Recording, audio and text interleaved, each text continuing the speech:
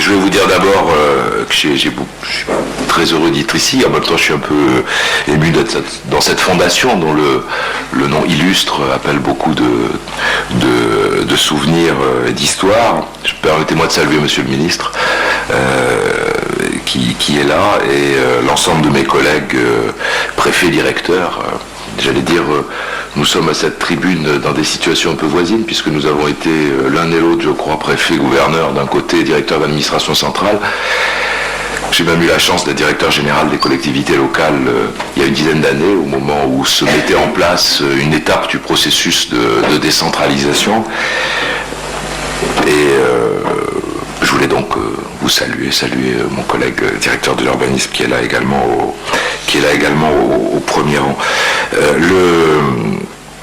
Le débat tel que vous l'introduisez pose en fait la question que nous nous sommes posés en France, dans un contexte bien entendu différent, mais avec tellement de similitudes qu'il me semble qu'il y a effectivement à grappiller sur les expériences des uns et des autres pour croiser les évolutions qui peuvent nous être communes. Si vous permettez, moi aussi je vais avoir un peu une lecture critique de l'expérience française, puisque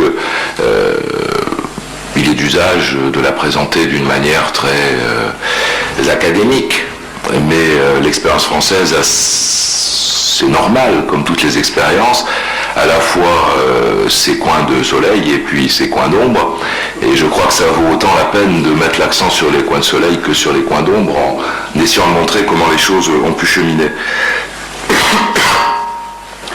C'est vrai que ce débat sur la décentralisation et la déconcentration en France, c'est un débat qui, depuis 2 siècles maintenant, est un débat qui n'a rien d'académique, même si c'est un débat qu'on retrouve dans tous les livres de droit et dans tous les livres d'histoire, et qui a toujours été un débat de nature éminemment politique, au sens le plus noble du terme politique. Et d'ailleurs, c'est pas un hasard s'il y a eu souvent une espèce de confusion du vocabulaire.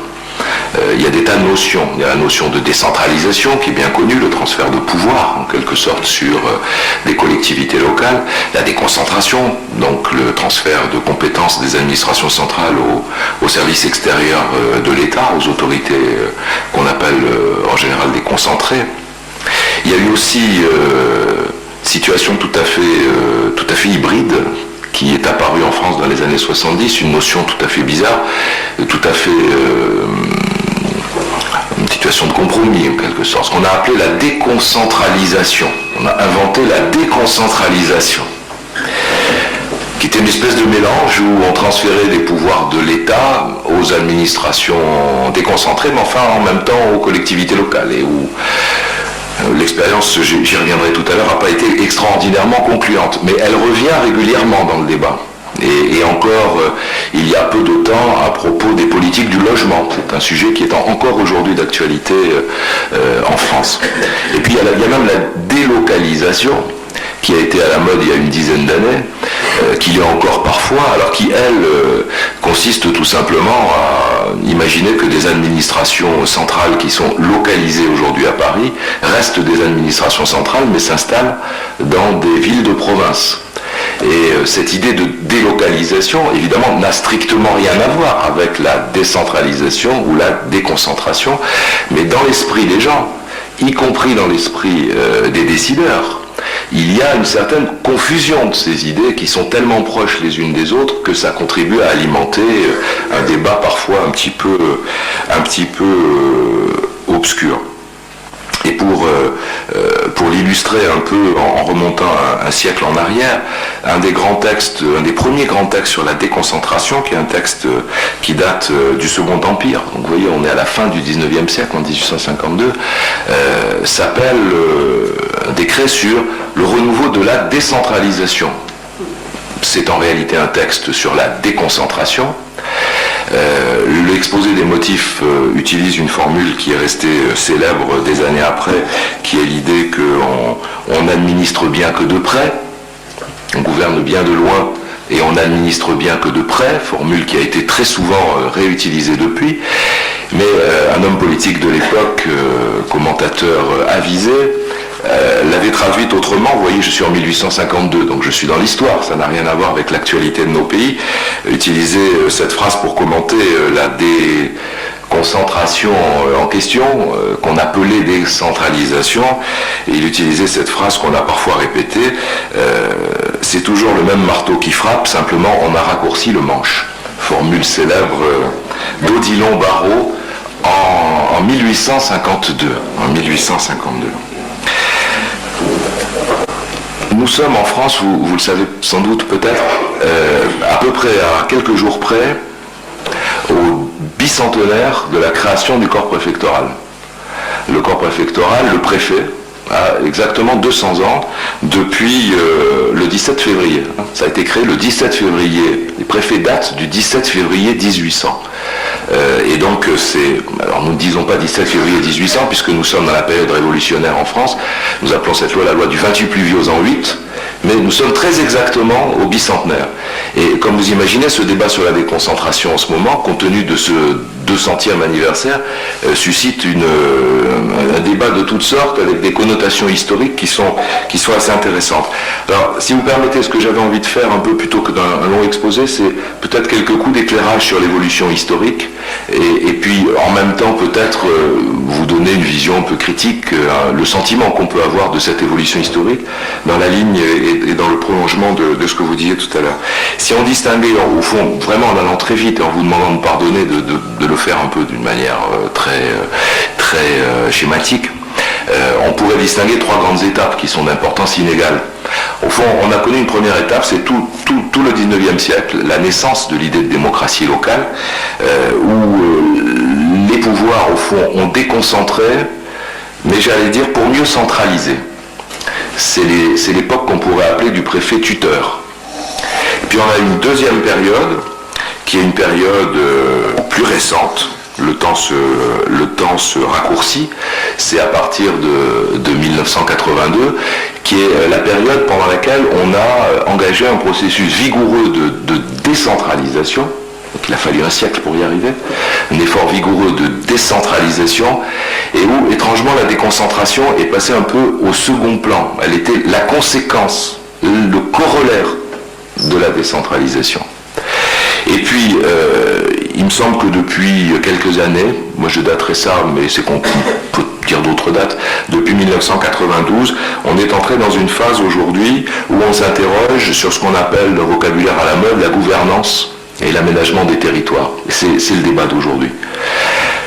Si je vais un peu vite en revenant sur ces 3 grands thèmes pour donner un coup d'éclairage. Donc la première période, longue période, au fond qui date de la Révolution, c'est la période pendant laquelle, au fond, on a eu un effort progressif d'administration territoriale autour de l'idée qui émergeait de déconcentration, mais plutôt pour contrôler, donc pour éviter d'avoir à décentraliser. Et au fond, c'est ça qui a marqué le système des préfets en France, c'est la période du préfet qu'on pourrait appeler tuteur. Peut-être qu'il faut rappeler, même en allant brièvement, parce que je crois que nous avons des histoires qui se ressemblent de longues périodes, par nos traditions historiques d'État très centralisés, en définitive. L'idée de la Révolution l'idée de l'Empire, était une idée double. La première idée, c'était de faire en sorte que l'organisation territoriale de la France soit articulée autour de 2 caractéristiques. La première, c'est d'avoir des territoires qui soient des territoires égaux. Et c'est la lutte contre la féodalité, l'idée que l'enchevêtrement des structures territoriales doit se traduire par un redécoupage de la carte. Et ce débat est intéressant parce qu'il a quelques résurgences modernes. Comme vous le savez, les départements ont été découpés dans une vision extraordinairement géométrique. On cite souvent cet exemple, mais il est vrai, il correspond au débat de la Convention à l'époque, qui est celui de découper les départements de manière géométrique autour de l'idée d'un chef-lieu et de tracer sur la carte une journée d'homme à cheval. C'est bien à cette échelle de l'homme à cheval qu'a été découpée l'administration territoriale de la France. Mais ce que je trouve plus intéressant, c'est qu'une étude a été faite il y a quelques 5 ou 6 ans, Et cette étude a été faite par les présidents de conseils généraux sur ce découpage très géométrique de l'administration territoriale en départements, dont on dit depuis très longtemps qu'en fait ils étaient artificiels, et dont on se demande pourquoi ils continuent 2 siècles après à être si forts dans le paysage institutionnel français.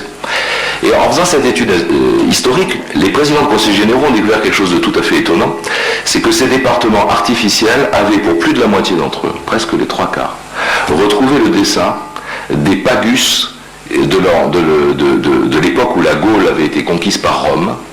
Et donc il est vraisemblable que les Romains, lorsqu'ils ont envahi la Gaule, on est bien des siècles avant, avaient eu le même type de logique que les révolutionnaires d'il y a 2 siècles, puisque le territoire de ces pagus, étrangement oublié, coïncidait dans un nombre de cas qui dépasse la moitié avec le dessin géométrique des départements. L'histoire a la vie dure, la réalité de l'histoire a la vie dure par rapport aux décisions qu'on imagine, des décisions politiques radicales qui sont prises, et artificielles ou considérées comme telles, qui sont prises par le pouvoir politique.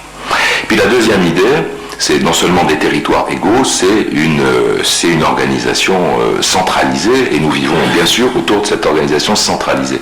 On oublie souvent une chose en France, parce que c'est un peu tabou de le dire sous la forme que je vais dire, c'est que la Révolution, en 1790, la nuit du 4 août 1790, la nuit de l'abolition des privilèges, a été aussi la nuit de l'abolition des privilèges locaux, c'est-à-dire la nuit de la suppression des franchises locales. Les libertés acquises patiemment par les collectivités locales depuis des siècles, comme l'ensemble des autres privilèges, et parce qu'elles étaient considérées aussi comme des privilèges, ont été abolies dans la nuit du 4 août 1790, dans une logique qui était celle de la Révolution. Et donc, la montée en puissance de la démocratie locale s'est heurtée pendant toute cette période, non seulement à l'apparition historique centralisatrice de la France, où les rois n'ont eu de cesse que de lutter contre la féodalité, mais en même temps à l'essence même d'une certaine vision de la Révolution, qui a considéré qu'il y avait privilège là où il y avait une capacité pour les pouvoirs locaux de s'opposer, même pour une petite part, aux décisions qui pouvaient être prises par le pouvoir d'État. Et tout ça, de soubresaut en soubresaut, c'est donc traduit par la création du préfet par Bonaparte. Il y a une phrase qu'on cite parfois et que je ne résiste pas au plaisir de citer. C'est un peu la conception qui avait été donnée du préfet à l'époque. On est en l'an 8, donc on est à 2 siècles, par Chaptal, qui est le Premier ministre, la première circulaire au préfet, et elle était très moderne. Alors Chaptal était un scientifique. Chaptal disait la chose suivante, il disait « Le préfet, dans sa première circulaire, le préfet transmet ses ordres au sous-préfet, celui-ci les transmet aux maires des villes, des bourgs et des villages, de manière que les ordres du gouvernement descendent jusqu'aux dernières ramifications de l'ordre social avec la rapidité du fluide électrique. » C'est comme si on parlait d'ordinateur aujourd'hui, puisqu'on est au début du 19e siècle. Alors, au risque d'être encore un tout petit peu long sur ce survol historique, je dois dire une autre chose qui est très peu dite. C'est que je crois qu'il faut souligner qu'on ne peut pas faire naître la déconcentration avec Bonaparte ni avec le pouvoir des préfets. Pourquoi ? Parce que le préfet tel qu'il a été institué à l'époque, et tel que, j'allais dire, beaucoup d'entre nous préfets en avons parfois la nostalgie, était un acteur fort du pouvoir d'État, totalement subordonné au ministre, totalement subordonné au gouvernement, avec une dominante qui était une dominante d'ordre public et de contrôle social, et les allers-retours tout à fait passionnants des échanges entre les préfets et le ministère de l'Intérieur que l'on retrouve aujourd'hui dans les archives sont tout à fait intéressants de ce point de vue-là. C'était sa vocation première. Mais pour le reste, et ce pouvoir était évidemment considérable, mais pour le reste, c'est-à-dire les relations avec les collectivités locales, les relations avec les acteurs déconcentrés, En réalité, ces pouvoirs étaient relativement faibles parce qu'ils remontaient systématiquement au bureau des administrations centrales. Et pour citer un exemple, à cette époque, et pendant une très longue période au XIXe siècle, ce n'est pas le préfet qui réglait les budgets du département, c'était l'administration centrale. Ce n'était pas le préfet qui directement réglait le budget des communes, comme on le dit parfois. C'était les bureaux du ministère de l'Intérieur. Le préfet, en réalité, transmettait au bureau du ministère de l'Intérieur les budgets qui devaient être réglés. Bref, ces pouvoirs étaient des pouvoirs très forts sur le plan, j'allais dire, politique. Ils étaient moins forts sur le plan de l'administration, y compris la principale administration, qui était l'administration du ministère de l'Intérieur. Et d'une certaine manière, Bonaparte avait lui-même fait cette réflexion, qui est intéressante parce qu'elle est en fait très moderne. La question qui se posait à l'époque, et est-ce qu'elle ne se pose pas parfois ici ou là aujourd'hui, c'est que si le préfet dispose de pouvoirs forts, qui sont des pouvoirs autrefois dévolus au ministère lui-même, la question que se posait Bonaparte, c'est est-ce que c'est les services centraux du ministère qui voient réduire leurs compétences, ou est-ce que quelque part ce n'est pas les pouvoirs du ministre lui-même? Et cette interrogation sur l'articulation des pouvoirs entre le préfet au niveau territorial et la question de savoir si l'exercice de ces pouvoirs en fait, au fond, des services centraux déconcentrés ou des éléments du pouvoir même du ministre déconcentrés est une interrogation qu'on retrouve aujourd'hui. Et le développement de la déconcentration sur toute cette période a sans doute été progressivement l'émergence d'une réponse positive à cette question. Le préfet, au fond, comme un service d'administration centrale, reste sous les ordres du ministre, des ministres, mais ne participe pas de la décision de nature politique, qui en tant que telle est exercée évidemment au niveau du gouvernement. Si on avance à grands pas, vraiment à très grands pas, tout au long de l'histoire du XIXe siècle, je crois qu'on peut dire que tout au long du siècle ont émergé en même temps à la fois l'idée de démocratie locale et l'idée de déconcentration. Mais que si l'idée de déconcentration a émergé tout au long du XIXe siècle, c'est sans doute aussi comme frein à la montée des libertés locales et d'une certaine manière comme instrument de régime qui restait centralisateur. J'en prends un exemple, et puis je vais vite m'évader du siècle dernier, mais je crois que c'est intéressant d'avoir des éléments de réflexion de ce type. J'en prends un exemple.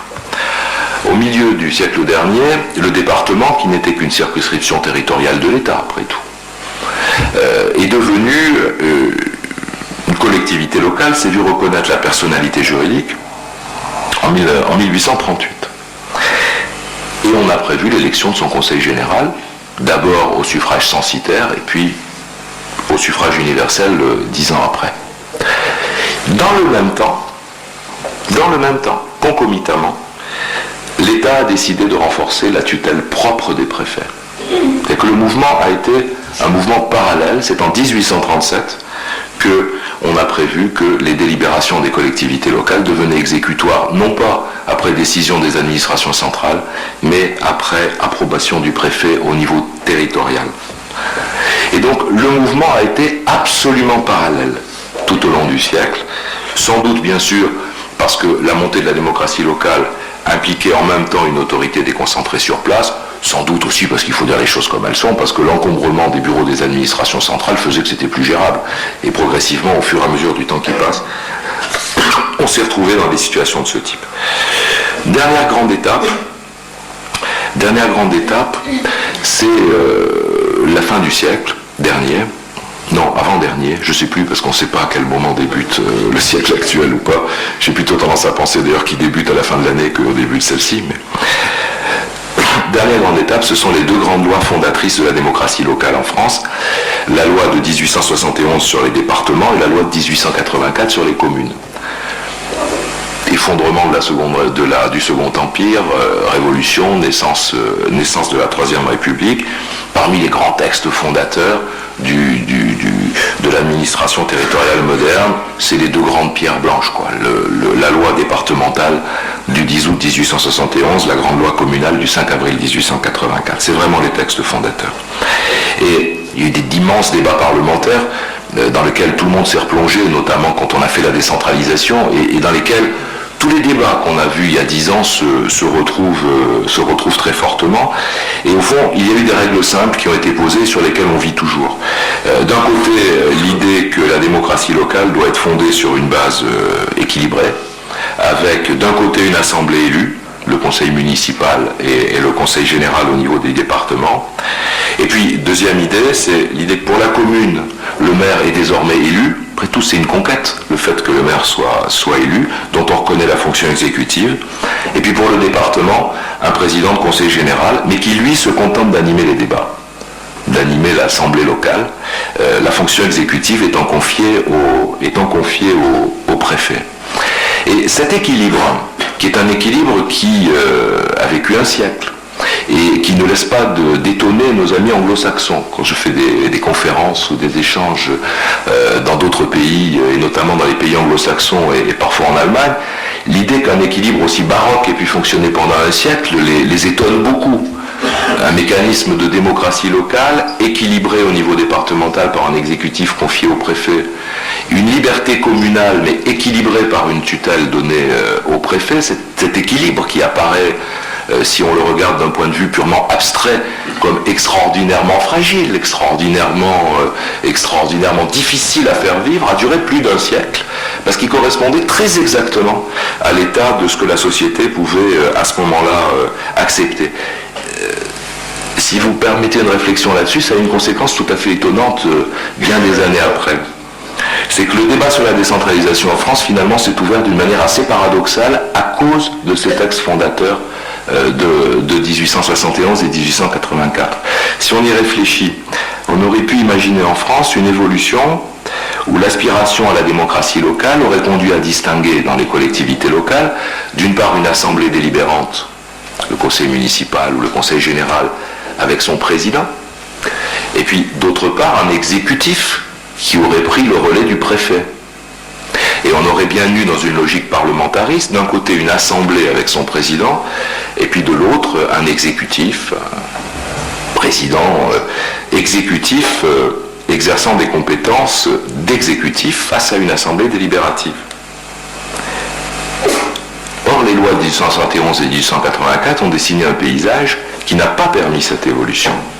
Paradoxalement, la décentralisation a conduit à un modèle qui est le modèle de décentralisation qui, à mon avis, mérite réflexion en France, qui est un modèle que je qualifierais assez de jacobin, puisque les collectivités locales sont organisées aujourd'hui avec une assemblée dont le président est à la fois le président de l'assemblée et l'exécutif. C'est-à-dire un modèle qui n'est pas conforme à l'image parlementaire traditionnelle de la balance des pouvoirs, puisque le président du conseil général ou le maire aujourd'hui sont sans doute ceux qui ont le plus de pouvoir en France sur leur assemblée, dont ils sont à la fois le président de l'organe délibératif et en même temps l'organe exécutif. Quelque part, c'est un peu le modèle jacobin idéal qui aujourd'hui est le modèle que l'on met en avant sur la démocratie locale. Je crois qu'il faut y réfléchir parce que, je vais y venir tout de suite, aujourd'hui la puissance des élus est aussi liée à la question qui peut se poser de savoir quel est le contre-pouvoir local à la puissance de l'élu légitimé par le suffrage universel, à la fois président de l'Assemblée et Premier ministre en quelque sorte de l'Assemblée qui est la sienne. Deuxième grande étape, et pardonnez aussi, je vais vite, mais plus pour attirer l'attention sur des éléments de réflexion et plus sur des réflexions qui sont relativement peu dites. La deuxième grande étape, c'est en gros les années 80 et la montée en puissance de la déconcentration comme corollaire de la décentralisation. Je parlais tout à l'heure du préfet tuteur, on arrive à une période qu'on pourrait qualifier celle du préfet garant de l'intérêt général. C'est la deuxième grande étape. Alors j'ai connu un peu les derniers feux de cette période-là, puisque j'ai été sous-préfet j'allais dire d'abord dans un département rural et très gastronomique, également dans un département de banlieue urbaine où les problèmes de la ville, les problèmes sociaux, les problèmes de grands ensembles, bref, j'ai connu des moments de la carrière, et puis j'ai connu en même temps cette période au fond où les préfets vivaient sur l'idée que, mais pas trop quoi, vivaient sur l'idée que l'impérium du préfet, qui au fond était au centre de l'ensemble de la vie locale, ne pouvait qu'être complètement battu en brèche par le mouvement de décentralisation qui s'engageait. Et ces échanges que j'ai eus à l'époque avec les préfets dont j'étais le sous-préfet me restent à l'esprit, je les évoquerai tout à l'heure.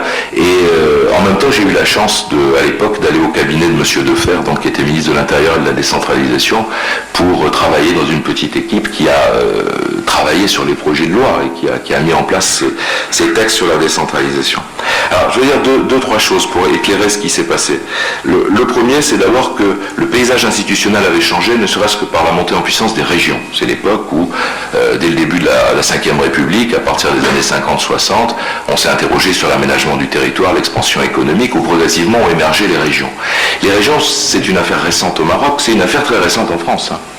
Puisque la création des régions, lorsqu'on jette un coup d'œil en arrière, c'est un mouvement qui est initié en 1955 simplement comme des programmes d'action régionale, des circonscriptions de travail économique et social.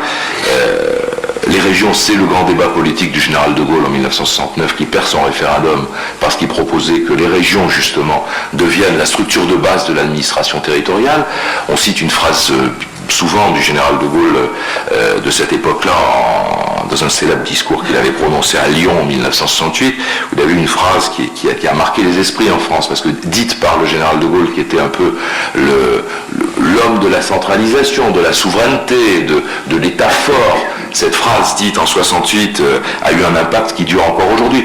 Général de Gaulle avait dit à Lyon en 1968, l'effort multiséculaire de centralisation qui fut longtemps nécessaire à notre pays, donc à la France, pour réaliser son unité, malgré les divergences des provinces qui lui étaient rattachées, l'effort multiséculaire de centralisation ne s'impose plus désormais.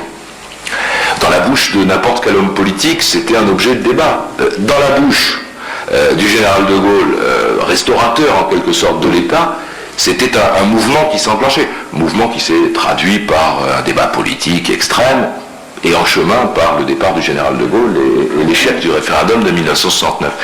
Mais cette idée, dont on peut se demander si c'était plutôt une idée de droite, plutôt une idée de gauche, est devenue une idée un peu commune dans l'ensemble de la classe politique. L'idée de décentralisation en elle-même. Et donc, on a vu monter la région, d'abord sous une forme d'établissement public en 1972, puis en 1982 sous forme de collectivité locale, et la première élection du Conseil de la région au suffrage universel ne date que de 1986, c'était hier matin. C'est une collectivité locale, au fond, toute neuve dans l'histoire institutionnelle de la France. Donc ça, c'est le premier changement institutionnel, c'était la création des régions.